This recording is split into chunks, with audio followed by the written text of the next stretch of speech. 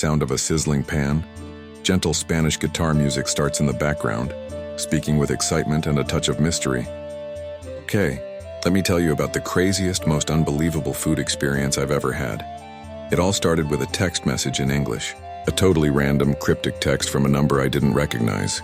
All it said was, "If you want the best, follow the saffron." Weird, right? I almost deleted it, thinking it was just spam. But something about it just grabbed me. Saffron? What could that even mean? My curiosity got the best of me. I was having a pretty boring week, so I thought, what the heck, let's see where this goes. The next day, another text came in. This time it was a single photo. A close-up of a small, rustic-looking market stall with a bright yellow sign.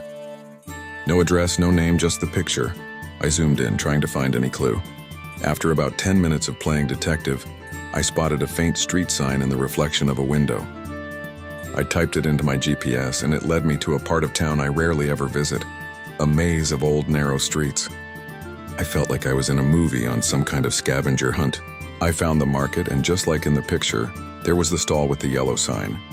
The old man behind the counter looked up and just smiled like he was expecting me. Without a word, he handed me a small paper bag. Inside, the most fragrant, deep red saffron threads I had ever seen.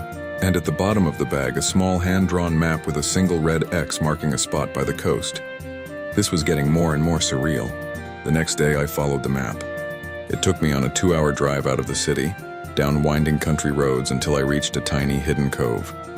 There was almost nothing there, just a small, unassuming beach house with smoke gently rising from a chimney. As I got closer, the most incredible aroma hit me, a mix of seafood, smoky paprika, and saffron. It was intoxicating. I knocked on the door, and an older woman with the kindest eyes I've ever seen opened it.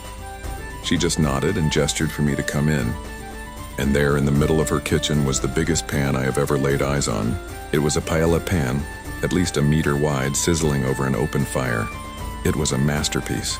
Gigantic prawns, mussels, tender chicken, chorizo, all nestled in a bed of perfectly golden rice. She explained in broken English that her family has been making this paella, this exact recipe, for over 200 years. They don't have a restaurant. They don't advertise. They just occasionally send out a little invitation, a little game to someone they feel would truly appreciate their art. I was speechless. We ate right there by the sea with the sound of the waves crashing. And let me tell you, that paella, it wasn't just food. It was history. It was a story in a pan.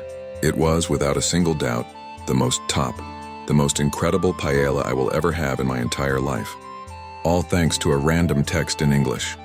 Sometimes